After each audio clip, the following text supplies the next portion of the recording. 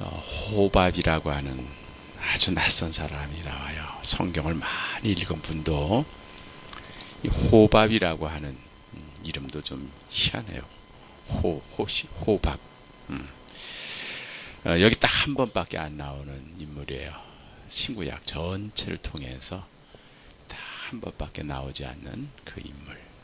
그 호밥이 이제 모세와 헤어지는 장면의 이야기입니다. 이제 민수기는 말 그대로 백성들이 이제 애굽에서 떠나서 광야에서 이제 생활하면서 이제 가나안 땅을 향하여 이제 출발하는 그 대목이에요. 그래서 이스라엘 백성들이 하나님의 명령대로 이 시내 광야에 도착을 해서 시내산에서 이제 모세는 하나님의 계명, 십계명을 받고, 그리고 나서 그 하나님의 명령대로 성막, 이제 거룩한 하나님의 막을 건설하는 내용이 이제 출애굽기에 다 나옵니다. 그래서 그 하나님의 성막도 이제 봉헌을 하고, 하나님께 봉헌을 하고, 이제는 대오를 맞춰서 12지파가 각기 어떻게 행렬을 할지, 그래서 인구도 다 조사하고, 나팔은 어떻게 불고, 이렇게 전진할 때는 어떤 나팔을 불고, 머물 때는 어떤 나팔을 불고, 그리고 속도를 낼 때는 또 어떤 나팔을 불고, 그런 것까지 다 가르쳐주고 이제 출발하려고 하는 그런 때입니다.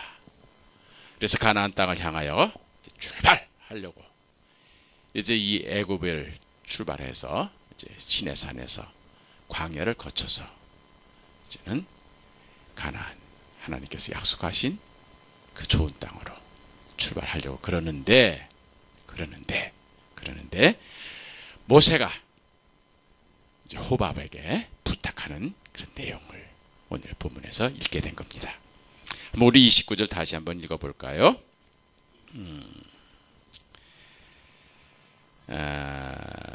29절만 시작.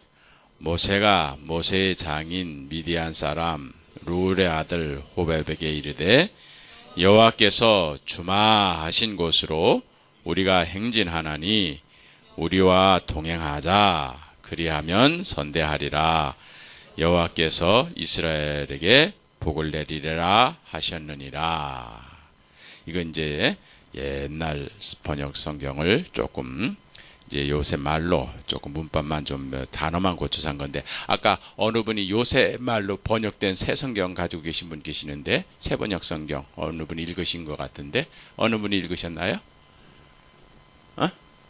학생들이? 스크린에 있어요? 내 등 뒤에 있으니까 내가 안 보이지. 아래 있구나. 아래 같은 거 한번 읽어볼래요? 모세가 미디안 사람 르울의 아들 호밥에게 청하였다.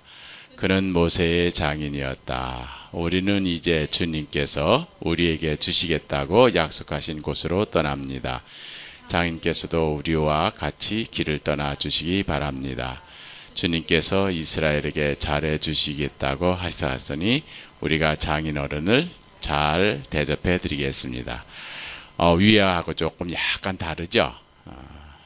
근데 위에 보면은 모세가 모세의 장인 미디안 사람 르울의 아들 호밥에게 이렇게 돼 있어요. 그렇게 되면은 한번 촌수를 한번 계산해 보십시다. 위에 보면서. 오늘 내가 내 아들의 엄마한테서 밥을 먹었거든. 누구한테? 오늘 내가 내 아들의 어머니한테서 해준 밥을 먹고 왔다. 그건 누구야? 내 아내죠. 오케이. 잘 들어가네. 그러니까 여기 모세가 모세의 장인 미디안 사람 르울의 아들 호밥. 그럼 호밥하고 모세하고는 무슨 관계예요? 모세가 자기 장인의 아들 호밥에게 장인 아들이 누구예요?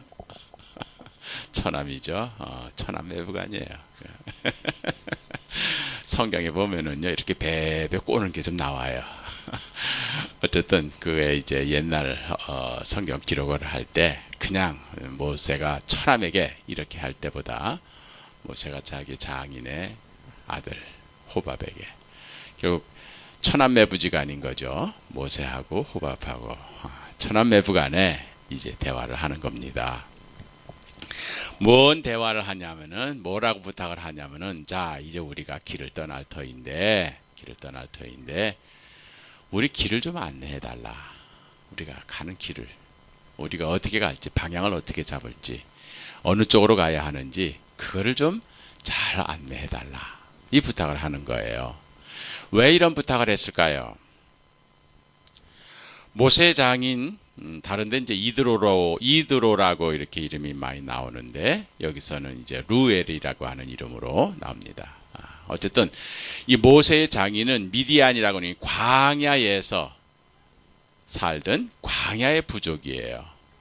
그래서 이 광야에 뿌리를 내리고 거기서 광야에서 태어나서 광야에서 먹고 자고 광야에서 살아가는 그 유목민이에요.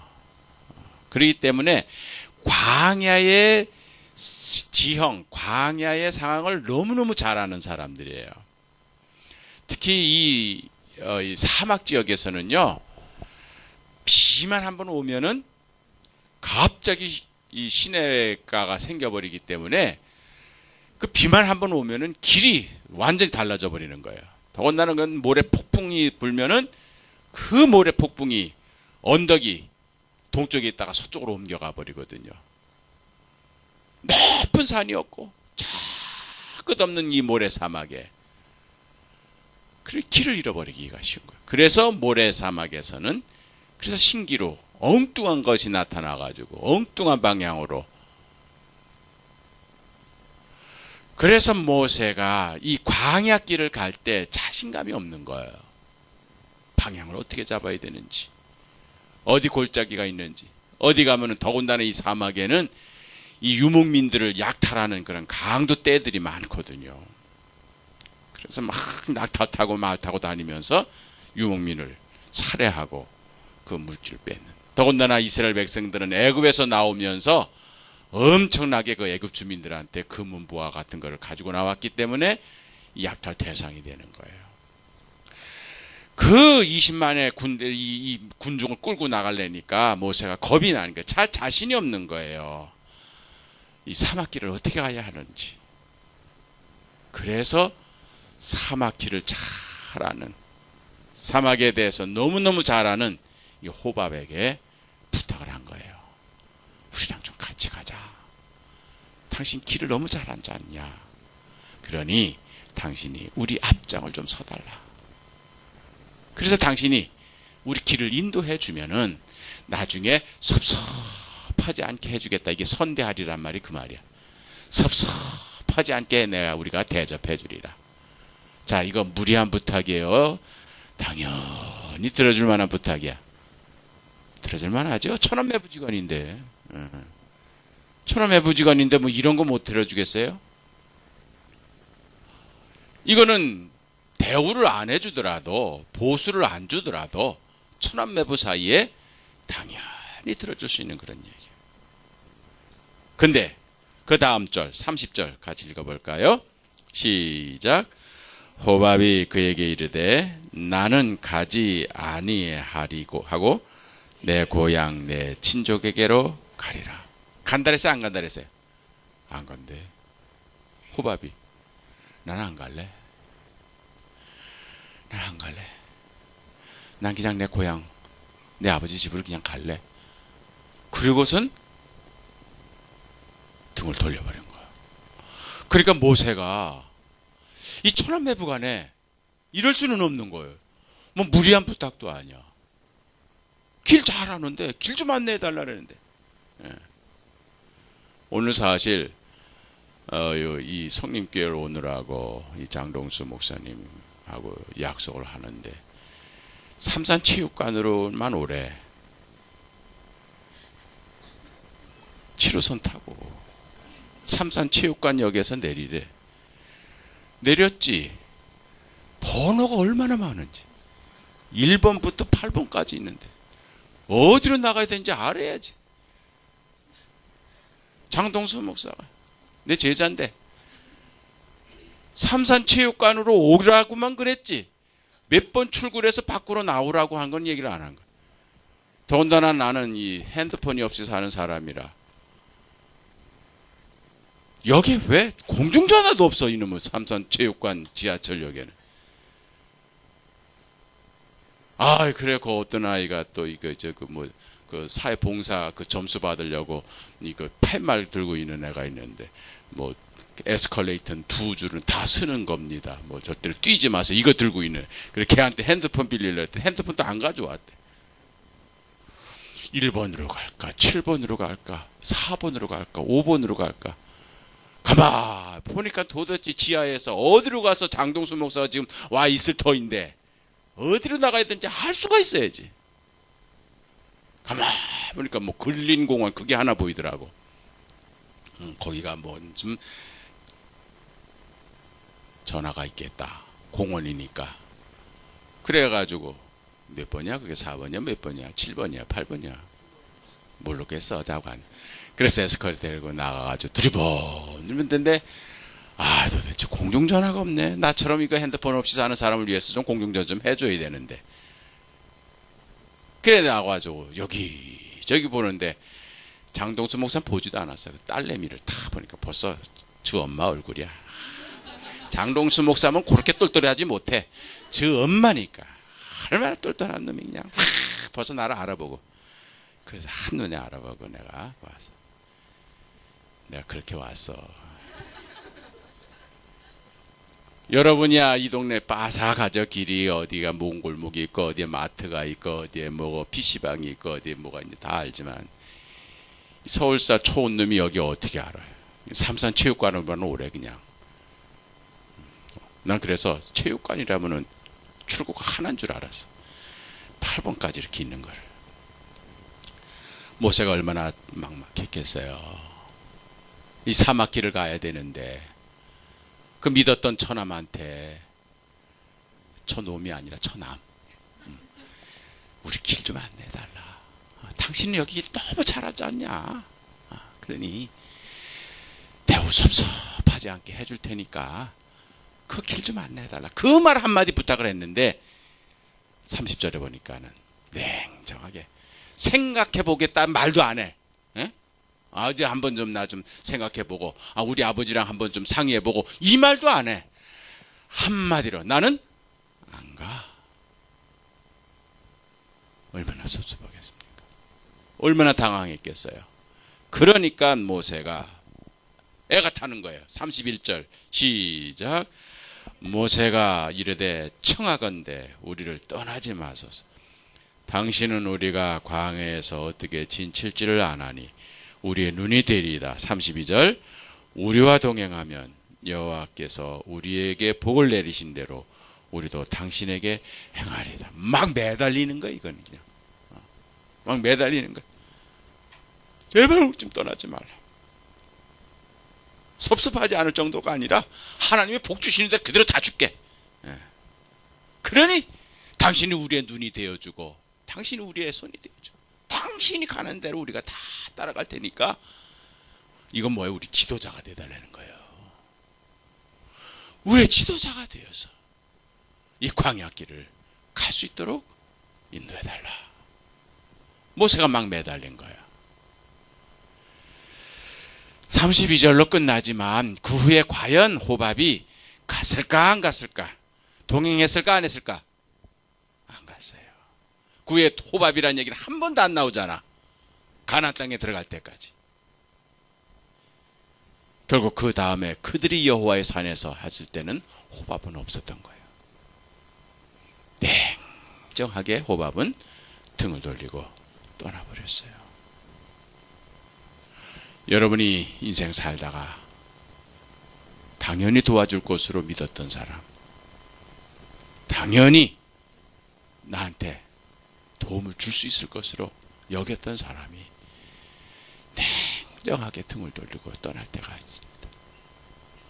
믿었던 사람인데, 당연히 도와줄 수 있는 처지인데, 정리를 보아서도 그렇고 인정을 봐서도 그렇고 뭘 봐서도 당연히 도와줘야 할 사람인데 냉정하게 등을 돌리고 떠날 때가 있어요. 모세가 그 일을 당한 겁니다. 이럴 수는 없는, 천한매부지간에 이렇게 냉정하게 등을 돌리고 떠날 수는 없는 거예요.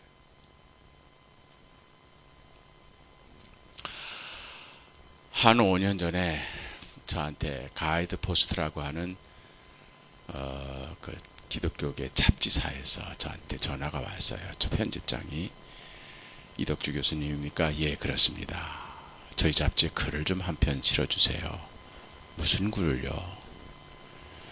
저희들이 지금 똑같은 제목으로 똑같은 주제를 가지고 여러 사람들한테 글을 받고 있는데 저희들이 제목을 드릴 테니까 그거에 대해서 글을 써주세요. 뭔 주제예요? 제목이 뭔데요? 내 인생을 바꾼 말 한마디. 예, 내 인생을 바꾼 말 한마디. 그게 제목이래요. 내 인생을 완전히 방향을 바꾼 그런 말 한마디. 그게 뭘까? 그 부탁을 받고 곰곰하게 생각을 했어요. 이덕주, 나의 인생을 바꾼 말 한마디가 뭘까? 뭘까? 가만히 생각했다가 내가 초등학교 4학년 때 저는 고향이 충주입니다. 산골, 사방이 산으로 둘러싸여 있는 분지. 그 초등학교 4학년 때 그때 우리 어머님한테 내가 들은 말 한마디가 있어요. 그게 내 인생을 바꾼 말 한마디로 내가 이렇게 온 거야.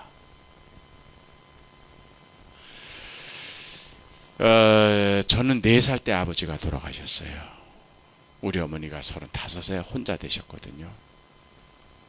그래서 우리 3남매를 우리 어머님이 어렵게 키우셨어요.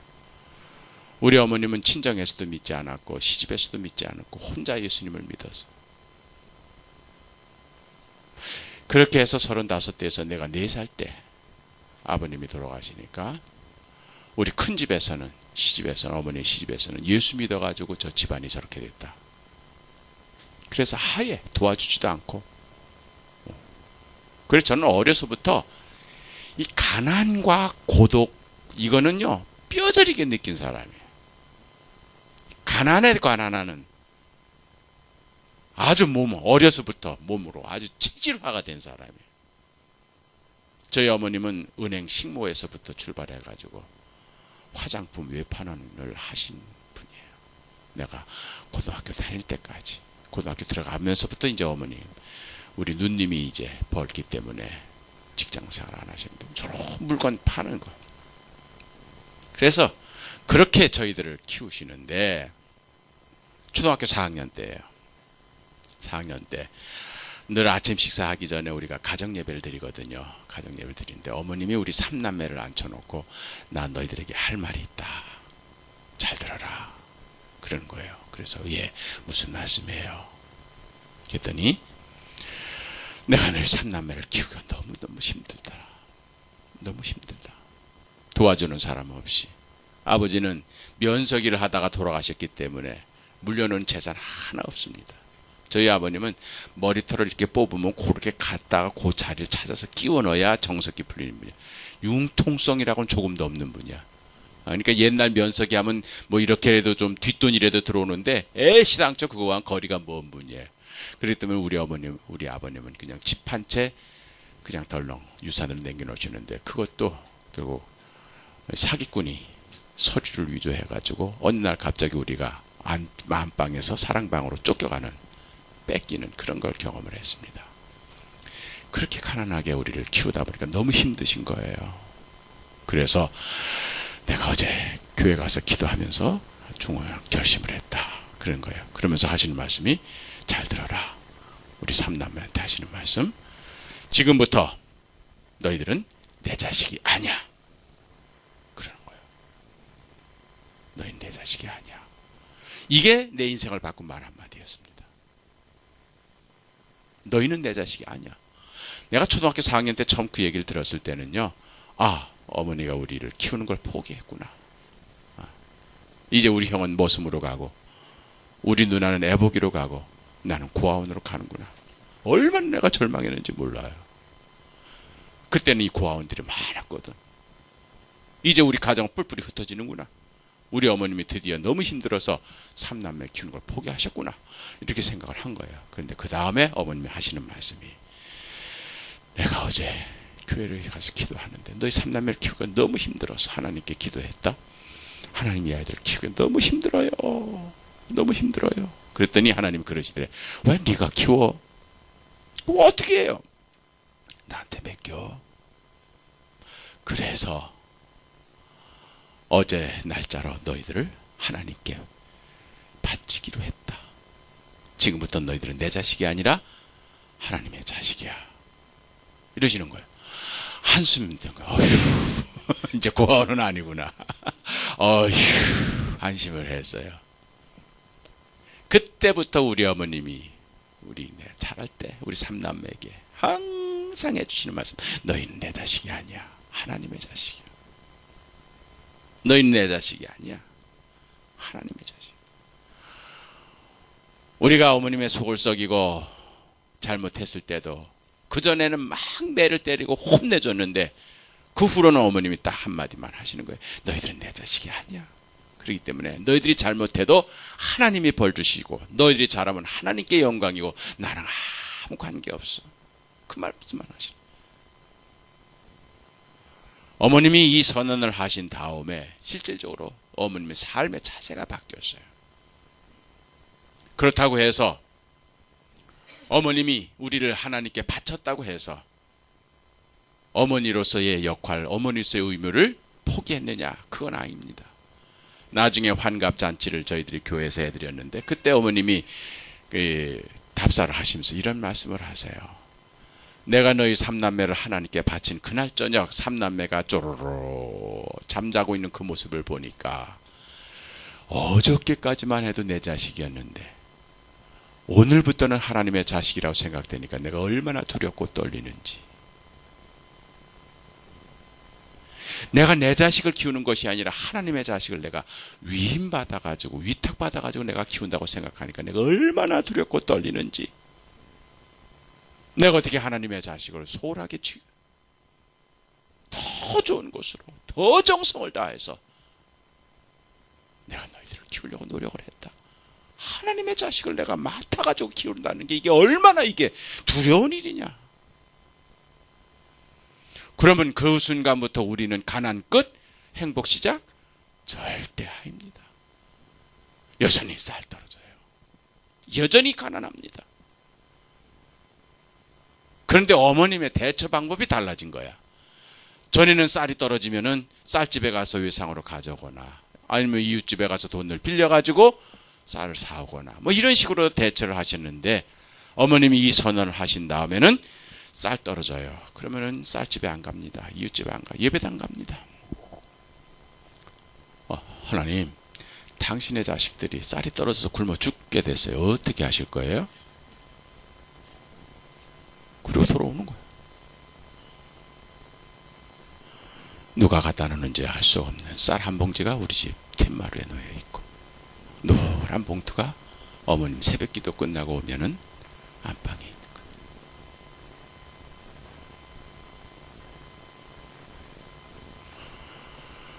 나도 몇 번을 경험을 했습니다. 학교에 중학교 다닐 때까지 등록금을 못 내면 3번 못 내면 빨간 고지서가 날라와. 이거는 제적입니다. 어머니 갖다 드려요. 그러면 어머님은 세상 어머니라고 하면은 학교 가서 담임 선생을 만나거나 아니면 좀 돈을 빌려다가 하거나 하겠죠. 근데 어머니 그렇게 하지 않아요. 나 그 고지서 들고 어머니랑 같이 예배당 갑니다. 하나님, 당신의 아들 덕주가 등록금을 못 학교에서 잘리게 됐어요. 어떻게 하실 거예요? 그리고 오는 거예요. 그걸 내가 초등학교 4학년 때부터 경험을 했습니다.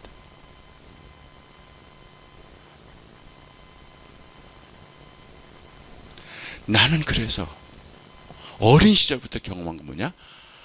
쌀 떨어지면 어머니가 꼬다가 먹는 게 아니구나. 하나님이 먹이시는구나. 만나를 그때부터 먹은 거예요. 만나 체질이 된 거예요, 내가. 그래서 지금도 고기를 못 먹어. 만나만 먹으면 만나 체질이 되는 거예요. 예? 왜 이스라엘 백성들을 하나님께서 애굽에서 구출하신 다음에 곧바로 가나안 땅으로 안 들어갔겠어요? 석 달 열흘이면은요, 하이웨이, 그때 이미 하이웨이가 있었습니다. 고속도로로 해가지고 바로 가나안 땅에 갈 수가 있었어요. 근데 하나님께서는 그 길을 안 내고 남쪽으로 돌려서 광야에서 40년 동안 뺑뺑이를 돌려요. 40년 동안 뺑뺑이 돌린 이유는 뭡니까? 바로 출애굽한 사람들은 애굽에서 노예 음식만 먹고 살던 사람이야. 주인이 던져주는 빵 부서기에 고기 조각에 그냥 목을 매던 사람들이야. 그래서 노예 음식만 먹고 노예 체질이 됐던 사람들이야. 그 사람들로 가나안 땅을 들어가게 할 수는 없는 거예요. 하나님의 땅, 약속의 땅은 하나님의 백성들이. 그래서 40년 동안 뺑뺑이를 돌리면서 체질 개선을 하시는 거예요. 그래서 광야에서 노예 음식, 이 애굽에서 노예 음식만 먹던 사람들은 다 광야에서 죽고 광야에서 태어난 만나만 먹었던 이스라엘 백성들이 가나안 땅에 들어가는 거예요. 만나는 뭐예요? 하늘의 양식이야. 하느님이 내려주시는 음식이에요. 그래서 만나 체질이 돼. 그래서 노예 체질에서 만나 체질로 바뀐 이스라엘 백성들을 가나안 땅으로 데리고 가시는 거예요. 나는 우리 어머니가 우리 삼남매를 어린 살부터 만나로 살게 그렇게 해주신 거예요. 나를 키우는 것도 우리 어머니가 아니라 하나님이 키우시는 거고, 입히는 것도 하나님이 입히시는 거고, 가르치는 것도 하나님이 가르치시는 거고, 이걸 어린 시절부터 경험하게. 저는 초등학교 4학년 때 꿈이 뭐였냐? 넓은 세상 보는 게 제 꿈이었어요. 충주는 아까도 말씀드렸던 대로 사방이 산이에요. 분지예요. 그래가지고 여기 봐도 산, 저기 봐도 산, 사방이 산으로 둘러싸여가지고 이 분지가 아주 싫었어요. 저는 분지 성격. 그래서 분지 성격은 뭐냐면 잘 삐져. 그리고 속에 뭐가 들어가 있는지 몰라. 이게 다 산. 그래서 저는 넓은 세상 보는 게 초등학교 4학년 때 꿈이었습니다. 어떻게든지 좀 넓은 세상 좀 봐야 되겠다. 그때 저희 집이 버스 터미널 앞에 새방을 살고 있었는데, 그래 초등학교 4학년 나오면은 그 버스 터미널, 그 그냥 시외버스 들락날락하는 그거 보는 게 내 꿈이, 이게 낙이야. 괴산 갔다 오는 거, 대전 갔다 오는 거, 청주 갔다 오는 거, 원주 갔다 오는 거, 단양 갔다 오는 거. 아, 버스 기사들이 참 부러워. 특히 서울버스. 서울버스는 때깔도 달라. 하루에 2번 있는데 서울버스 기사는요, 벌써 그냥 이 의복부터 달라. 서울버스, 야, 멋있다, 서울버스 기사. 그게 버스 기사가 되려는 거야, 내가, 꿈이. 근데 조금 있다 보니까 버스 터미널에 기사보다 높은 사람이 있더라고. 빨간 모자 쓰고 호루라기를 입에 물고 장갑 끼고, 이 사람이 차트 들고 손가락질 하는 데마다 버스가 다 움직이는 거야. 이 사람 딱 지시를 내야 버스가 탁 가고, 들어오더라도 딱 해야 들어오고. 야, 멋있다. 저 사람이 뭐냐 했더니 배차 주임이야. 이 배차 주임이 되면은 그 노선 버스만이 아니라 지가 원하는 버스 다 탈 것 같아. 그래서 야, 기사가 되면 그 노선만 타지만 배차 주임이 되면 지가 원해서 선택해가지고 대전도 갔다 올 수 있고, 청주도 갔다 올 수도 있고, 서울도 갔다 올 수도 있고.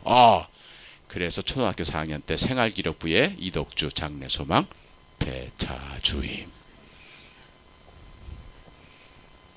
그게 내 꿈이었어요.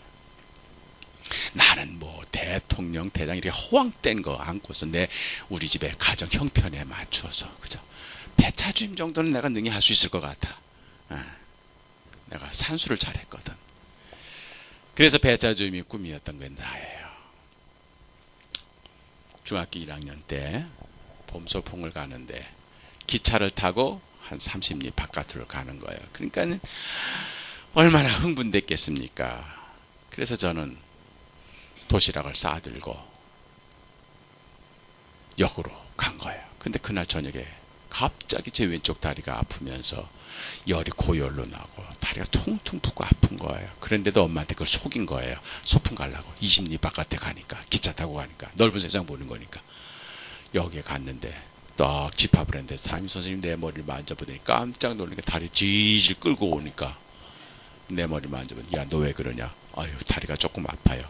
만져보더니 야 너 안 되겠다. 당장 집으로 가라. 빨리 병원에 가봐라. 쫓겨났어요. 그래가 다시 질질 끌고 집에 와서 쓰러져 버렸어요. 외출했던 어머니가 들어와 보시더니 깜짝 놀라는 거예요. 야 독주야 너 이 소풍갈로 왜 여기 와 있느냐. 아파. 다리가 아파. 나를 들춰봅니다. 어디로 가야 할까? 병원으로? 교회. 우리 어머니 절대로 병원에 안 갈 양반이야. 날 들쳤고 또 예배당 가가지고 얘가 또 이렇게 하려고 예배당으로 가는 거야. 가는데 마침 이제 그때 우리 목사님이 신방을 갈아 가시다가 우리를 본 거예요. 윤 권사님 웬일이에요? 독주가 이렇게 많이 아프네요. 날 만져보다니 뭐 40도를 펄펄 끓거든요. 아프면은 병원에 데리고 가야죠. 역시 배운 목사는 다르더라고. 그래서 날 들쳐업더니 이웃교회 큰 교회입니다. 충주에서 제일 큰 교회 거기에 장로님이 하시는 외과 기내과 병원으로 날 데리고 가는 거예요. 내가 사실 그 목사 참 싫어했거든. 우리 담임 목사님 지금 은퇴해가지고 광주에 계시는데 1년에 딱 2번 우리 집 반찬에 계란찜이 올라오는 때가 있어요. 신방 올 때야 목사님. 봄 신방 가을 신방 올 때만 우리 어머님이 계란찜을 해가지고 다 밥상에 올려놔요. 그거 얼마나 먹고 싶겠어 내가. 그래 팍팍 긁어먹고 가는 목사님이었거든. 그거 조금 남겨놓으면 어디가 그냥 그걸 마지막까지 다 긁어먹고 가시는 분이. 그래서 내가 저 인정남이 없는 저 목사. 내가 다른 건 몰라도 목사는 안 해. 이게 나야. 우리 어머님은 닭이 알을 낳으면 첫 번째 낳으면 무조건 목사님. 호박도 첫 번째 달리면 무조건 목사님. 가지도 첫 번째 달리면 무조건 목사님. 하여튼 우리 어머님은 목사님을 뭐 하느님 모시듯 하는 거예요. 그러니까 나는 싫은 거야 그 목사. 근데 그 목사님 날 들쳤고 병원으로 간 거예요. 그 장로님한테 얘 좀 봐주세요. 왜요? 다리가 아프대요. 그러더니 나 다리 바지를 벗기더니 거기에 그 어린 내만에 그때 중학교 1학년 때 내 보면 이 팔뚝만한 이 주사기가 있습니다. 팔뚝만한 주사기로 소독도 안 하고 내 넓적다리 꽉 끼우니까요. 그 길이로 피고름이 분수처럼 쫙 하고 나가는 거예요. 그러더니 당장 서울의 큰 병원으로 데려가는 거예요. 어저께까지만 해도 멀쩡했던 아들이 갑자기 이렇게 다리가. 그러니까 우리 어머니가 왜요? 이게 무슨 병인데요? 이 의사 선생님이 조금 이제 조사를 하더니 이게 진짜 악성병인데 골수염이라는 병이에요.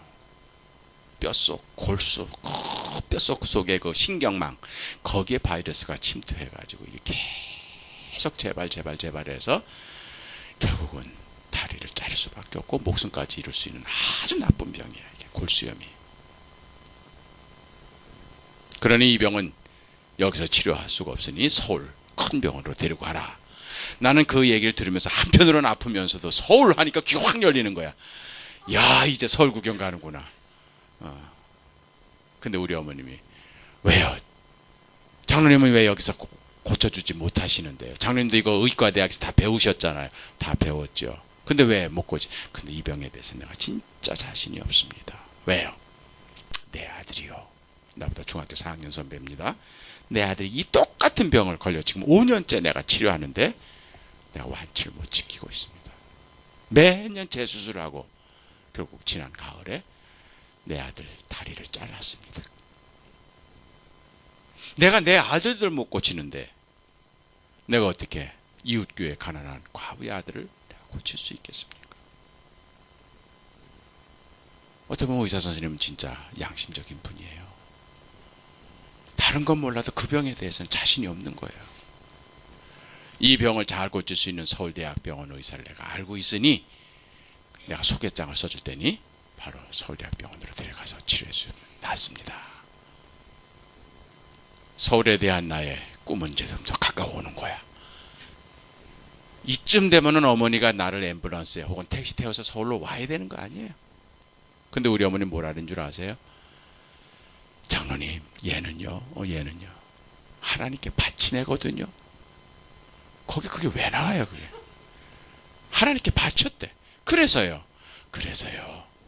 이 병이 죽을 병이면은요, 서울 아니라 미국 가서 수술해도 얘는 죽어요. 살 병이면은요, 장로님 여기서 수술해도 얘는 살아요. 그러는 거야, 어머니가. 야, 이거를 내가 듣고 있으려니까요. 웃지 마요. 이게 지금 웃을 대목이 아니야. 마치 내 귀에는 쟤 죽어도 좋아요야, 이게. 이 병이 죽을 병이면은요, 서울 아니라 미국 가서 수술해도 얘는 죽어요. 살 병이면은 그냥 여기서 장로님이 수술해도 얘는 살아요.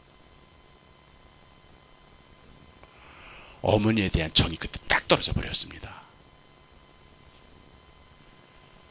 어머니에 대한 정이 딱 완전히 끊어져 버렸어요. 내 어머니라면 저럴 수는 없다. 그때 우리 누나가 내 어렸을 때, 지금은 그렇게, 그래도 지금은 좀 얼굴이 좀 반반하지만 옛날에는 얼굴이 까무잡잡했습니다. 머리는 곱석곱석했어요. 그래서 맨날 우리 누나가 나보고, 너는 오빠 봐라. 오빠 얼굴이나 내 얼굴이나 네 얼굴이 얼마나 다르냐. 너는 다리 밑에서 주워왔다. 맨날 그랬거든. 그게 사실인 줄 알았어. 쟤는요, 죽어도 좋아요. 이걸 얘기를 들었을 때. 분명히 이거는 계모지, 이게 생모가 아니다. 얼마나 정이 떨어지는지.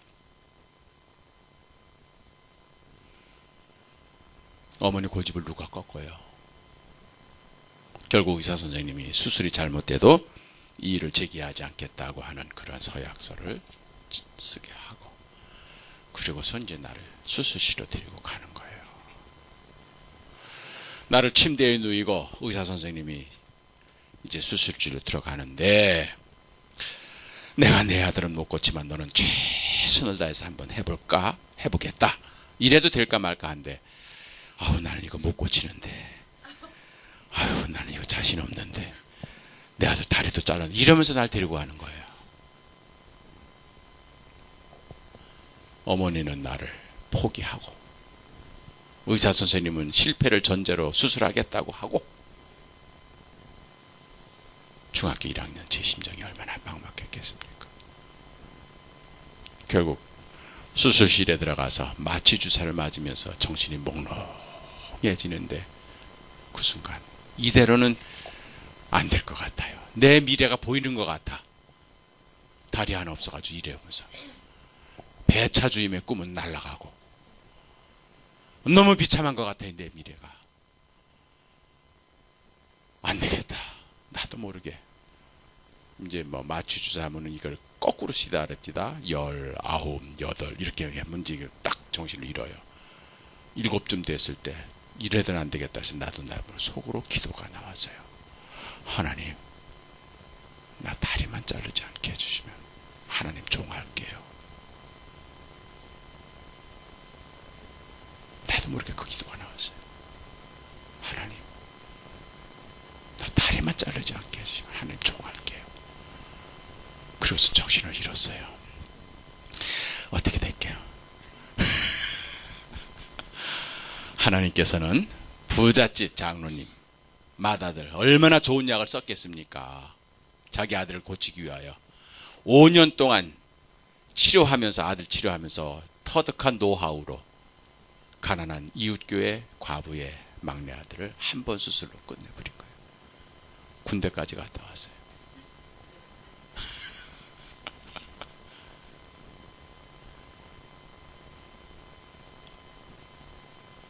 훗날 우리 어머님을 생각할 때, 그때 그 병실에서 냉정하게 나를 포기해준 그 어머니가 얼마나 고마웠지. 만약에 그때 우리 어머님이 의사 선생님의 조언을 듣고 나를 데리고 서울로 올라왔더라면 우리 어머니가 나를 고쳐줬겠죠. 우리 어머니가 나를 고쳐줬다고 생각했겠죠. 의사 선생님이 한마디라도 긍정적인 말을, 내가 너를 고쳐줄 수 있어, 내가 최선을 다해볼게, 이런 말 한마디라도 했으면은, 그 의사 선생님이 나를 고쳐줘서 했겠죠. 어머니는 나를 포기하고, 냉정하게 포기하고, 의사 선생님은 절망적인 멘트만 하고, 결국 내 병은 누가 고쳐? 하나님이 고쳤다. 하나님이 고쳤다. 두고두고 생각해도 그날 어머님이 나를 냉정하게 정을 끊어준 게 얼마나 감사한지. 얼마나 감사한지 그 어머니가. 넌 내 자식이 아니야. 넌 내 자식이 아니야. 냉정하게 끊어준 그 어머니가 얼마나 감사한지. 결국 배차주임이 꿈이었던 이 소년을 하나님께서는 목사로 만드시던 거고, 목사로 만들 뿐만 아니라 신학대학 교수로 만들어서 전 세계 아니 가본 곳이 없도록 가도록 하고, 그 어려운 평양까지 3번이나 갔다 오면서 그냥 구경으로 가는 것이 아니라 말씀을 전하면서 갈 수 있는 넓은 세상을 말씀을 전하면서 다닐 수 있도록 하나님이 바꾸신 거예요. 그 바꾸신 터닝 포인트에 뭐가 있냐? 너는 내 자식이 아니야. 우리 어머님의 냉정한 그 한마디 말. 넌 내 자식이 아니야. 이 한마디 말. 결국 그것이 내 인생을 바꿨고 내 미래를 바꿨고, 결국 배차주임 정도로 내 미래의 꿈을 그렸던 나를 하나님의 사자가 돼서, 하나님의 종이 돼서 전 세상을 향하여 나갈 수 있도록 인도하신 그 터닝 포인트의 가장 중요한 단어가 너는 내 자식이 아니야. 모세가 처남 호밥에게 매달린 이유는 이 광야길을 가야 하는데 도저히 난 자신이 없다. 너는 이 광에서 태어나서 광야에서 너무 잘 아니까 이 광야길을 좀 인도해달라. 대우도 섭섭하게 하지 않게 해달라. 근데 냉정하게 등을 돌리고 갔습니다. 이럴 수는 없는 거예요. 인정상 이해가 안 간 겁니다. 모세가 어쩌면 이렇게 냉정하게 등을 돌리고 사라지느냐. 도저히. 내가 중학교 1학년 때 쟤는 죽어도 좋아요 하는 이 어머니의 말을 들었을 때 이해가 안 가는 어머니의 모습이 똑같습니다. 절망적인 상황이에요. 이랬을 때 모세는 그걸 현실로 받아들일 수밖에 없는 겁니다. 33절 같이 읽어볼까요? 33절 시작. 그들이 여호와의 산에서 떠나 3일 길을 갈 때 여호와의 언약궤가 그 3일 길을 앞서가며 그들의 쉴 곳을 찾았고, 34절 그들의 진영을 떠날 때 낮에는 여호와의 구름이 그 위에 덮였더라. 자, 호밥은 결국 떠났습니다. 냉정하게 뿌리치고 떠났어요. 얼마나 어떻게 섭섭할 정도가 아닙니다. 배반감이 들 정도로 냉정하게 쌀쌀하게 하고 떠났습니다. 그러나 떠난 사람 어떻게 잡습니까? 그러나 광야길은 가긴 가야 합니다. 어떻게 갈까요? 모세가 결국 자기의 삶을 돌이켜보니까 언약궤가 있었다. 하나님의 말씀을 기록한 그 돌판을 집어넣은 계약궤, 언약궤가 있었다. 그래서 그 언약궤를 앞세우게 된 겁니다. 호밥의 자리에 호밥에게 부탁하려고 했던 그 일을 이제 하나님의 말씀, 언약궤를 앞세웠더니 그 언약궤가 떠나는 순간 구름기둥이, 낮에는 구름기둥이, 밤에는 불기둥이, 이게 방향을 인도하는데 구름이 쫙 높이 올라가면은 출발, 쫙 내려앉으면은 멈춰, 구름이 쫙 동쪽을 향하면은 동쪽으로, 서쪽을 향하면은 서쪽으로. 결국 구름기둥과 불기둥이 광야길을 인도하였더란 얘기예요. 강도 한 번 안 만나고 도둑들 한 번 만나지 않고 폭우 한 번 쏟아지는 그런 게 없이 폭풍을 지나가면서 피해가면서 구름기둥과 불기둥이 길을 인도하였더라.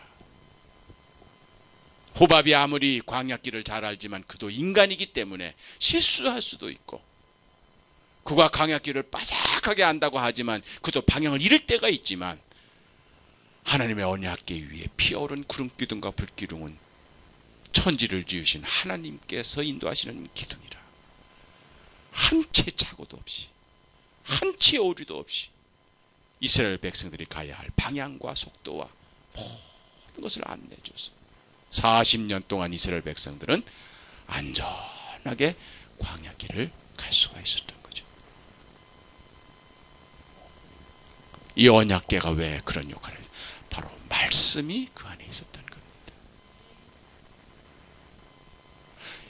여러분이 어느 길로 가야 할지 알 수가 없을 때, 믿었던 사람이 여러분의 발등을 찍었을 때, 도저히 둘러봐도 나를 도와줄 사람이 한 명도 없을 때, 막막할 때, 그때 우리가 할 수 있는 것은 하나님의 말씀을 펴서 읽는 겁니다. 바로 말씀의 구름기둥과 불기둥이 말씀 속에서 우리가 가야 할 방향을 가르쳐 주시고 해야 할 일이 무엇인지를 가르쳐 주시기 때문에 바로 이 말씀과 인도하시는 하나님의 손길이 우리 앞을 사흘 길을 앞서서 인도하시더라, 그런 이야기예요. 35절 36절 시작. 궤가 떠날 때에는 모세가 말하되 여호와여 일어나사 주의 대적들을 흩으시고 주를 미워하는 자가 주의 앞에서도 도망하게 하소서 하였고 36절 궤가 쉴 때는 여호와께 말하되 여호와여 이스라엘 종족들에게로 돌아오소서 하였더라. 출발할 때 기도, 머물렀을 때 기도, 기도를 한 겁니다. 기도를 한 거예요. 출발할 때 주여, 이제 우리가 출발합니다. 주님께서 우리보다 앞서 나가사 주를 대적하는 사람들을 미리 다 물리치셔서 우리가 가는 이 길을 안전하게 하게 하옵소서. 이거 직장 출근할 때 우리가 드리는 기도입니다. 아침에 하루를 시작하면서 드리는 기도입니다. 오늘 어떤 일을 만나든지 어떤 사람들을 만나서 어떤 일을 하든지 주님께서 미리 그 사람의 마음을 바꿔놔 주시고 그 사람을 감동시켜 주셔서 오늘 제가 하는 모든 일이 형통하게 하옵소서. 도착했을 때, 머물렀을 때, 이제 잠들었을 때 기도, 주여 이제 저와 함께 이 밤에도 임하여 주시옵소서. 이제 우리의 가정에, 우리의 침대에, 내 자리에 주님 임재하여 주시옵소서. 나와 함께 이 밤을 지나게 하옵소서. 출발할 때 기도, 도착할 때 기도, 일어났을 때 기도, 잠들 때 기도, 결국 기도로 하루를 시작하고 기도로 하루를 끝내라, 그런 이야기예요. 결국 이게 뭡니까? 호밥이 떠난 다음에 이 모세는 절망해서 실망했어요. 좌절했습니다. 두려웠습니다. 그러나 그 순간 오히려 호밥이 떠났기 때문에 호밥보다 더 안전한 여호와의 말씀과 기도로 행진을 해나갈 수가 있었던 겁니다. 사람의 도움을 받으려고 했던 모세, 인간적인 어떤 도움을 받으려서 하려고 했던 이 모세의 짧은 생각을 하나님께서는 냉정하게 호밥이 등을 돌리고 가게 만드시고 변치 않고 영원히 흔들리지 않는, 오류가 없는, 한치의 오차도 없는 하나님의 말씀과 기도로 모세는 광야길을 갈 수가 있었던 겁니다. 말씀, 기도, 이것이 바로 구름기둥과 불기둥입니다. 우리의 앞날 어떨 때는 막막합니다. 도와주는 사람은 없습니다. 믿었던 사람이 등을 돌리고 떠났습니다. 어찌할 바를 알 수가 없을 때 우리에게는 두 개가 있는 겁니다. 하나님의 말씀과 하나님과 소통할 수 있는 기도를 할 수 있는 기회가 우리에게 주어지는 겁니다. 오히려 위기가 기회가 되어서 호밥이 떠났기 때문에 더 안전한 안내를, 더 무궁한 축복을 받을 수가 있었던 것처럼 사람을 의지하려고 했던 우리의 얄팍한 생각을 하나님께서는 바꿔 놔주셨던 겁니다. 법궤를 앞세우고 말씀을 앞세우고 행진을 했던 모세, 떠날 때 기도하고 도착해서 기도하고 시작할 때 기도하고 마감하면서 기도하고 말씀과 기도로 광야길을 안전하게 걸었던 모세와 이스라엘 백성들의 그 행진이 우리 성림교회 성도들과 함께 하실 줄을 믿습니다. 사람들이 여러분 섭섭해할 때 좌절하지 마세요. 하나님과 만날 수 있는 기회입니다. 사람들이 여러분을 배반할 때 너무 분노하지 마세요. 하나님께 여러분이 도움받을 수 있는 기회입니다. 그래서 사람들한테 기대하지 마시고 하나님께 기대하시며, 사람을 의지하지 마시고 하나님을 의지하시며 말씀과 기도로 승리하시길 바랍니다. 기도할까요?